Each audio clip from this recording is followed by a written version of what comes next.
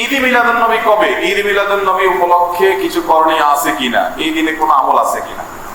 ঈদে মিলাদুন নবী মানে হলো নবীর জন্মের ঈদ, আনন্দ।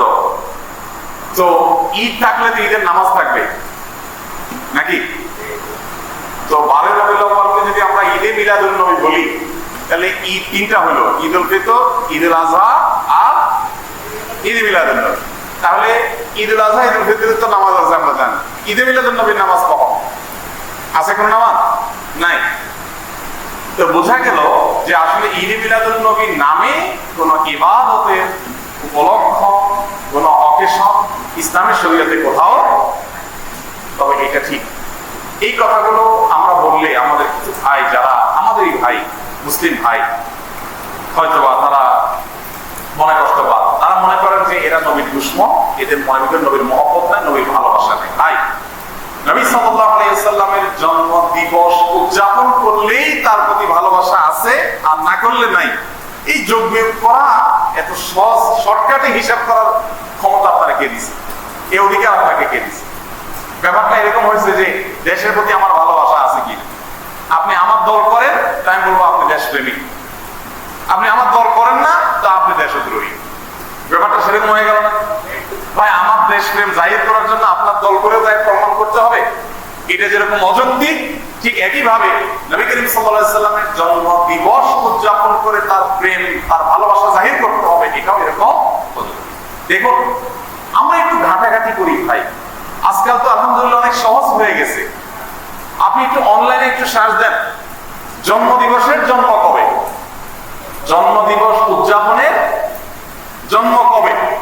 পৃথিবীতে জন্মদিবস উদযাপনের এই কালচার, এটারও তো জন্ম হয়েছে নাকি? নাকি আদম আলাইহিস সালাম থেকে শুরু হয়েছে? এটাও তো শুরু হয়েছে। একটু ঘাটাঘাটি করে দেখেন, আপনি অবাক হবেন। খ্রিস্টানরা পর্যন্ত তাদের ধর্মীয় ভাবে জন্মদিবস উদযাপন করাটাকে তারা নিষিদ্ধ করেছে।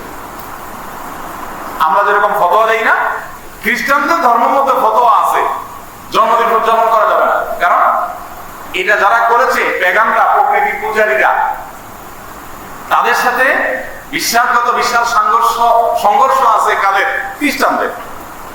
কালের আবর্তে খ্রিস্টানরাই এসে সেটা আবার নিজেদের গায়ে ধারণ করেছে। তারা এখন তাদের নবীর জন্মদিবস উদযাপন করে।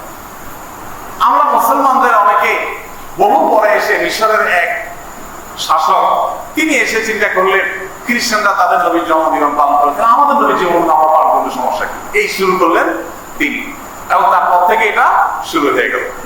ডক্টর আব্দুল্লাহ জামিল রহমাতুল্লাহ রাহেবের বইতে বিস্তারিত ইতিহাস পাবেন, পড়ে নেবেন।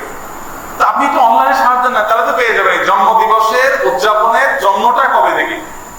আমাদের প্রিয় নবী সাল্লাল্লাহু আলাইহি ওয়াসাল্লাম নিজে তার জন্মদিবস উদযাপন করেছেন? যদি করে থাকেন, তো বছরে প্রতিদিন, প্রতি বছর 12 রবিউল আউয়াল তিনি বেঁচে ছিলেন 63 বছর, এই 63 বছরে প্রতিবার আসছে না? উনি ওনার জন্মদিবস উপলক্ষে এই যে র্যালি বের করা, জশ্ন জুলুস করা, বা যাই করি আমরা, উনি কিছু করছেন কি? উনি নিজের, ওই যে কি একটা কথা আছে না, যার বিয়ে তার খবর নাই, পাড়াপড়শি। ওনার নিজের জন্মদিবস উনি উদযাপন করলেন না, ওনার 4 খলিফার কেউ করলেন না, কোন সাহাবী করলেন না। আমরা মহব্বত জাহির করার জন্য ওনার জন্মদিন উদযাপন করি। ব্যাপারটা কেমন হয়ে গেল? আল্লাহ আমাদের ভাইদেরকে সঠিকটা বোঝার তৌফিক দান করুন। যারা করছেন তারা নবী সাল্লাল্লাহু আলাইহি ওয়াসাল্লামের মহব্বতই হয়তোবা করছেন, তাদের প্রতি তাদের যে আবেগ আছে, তাদের যে নবীর প্রতি ভালোবাসা আছে, ভালোবাসাটাকে আমি শ্রদ্ধা করি। কিন্তু ভালোবাসা প্রকাশের পদ্ধতিটা অবশ্যই কি হতে হবে? সঠিক হতে হবে। অতএব ঈদে মিলাদুন নবী নামে আলাদা কোনো অকেশন, ইবাদত হিসেবে এরকম কোনো শরীয়ত রাখে না, এবং এটা সাহাবায়ে কেরাম, খুলাফা রাশিদিন কারোর মধ্যে এর কোনো নজির ছিল। বরং উল্টা, এটা অন্য ধর্মাবলম্বীদের সংস্কৃতি হওয়ার কারণে আমাদের সেটা বর্জন করা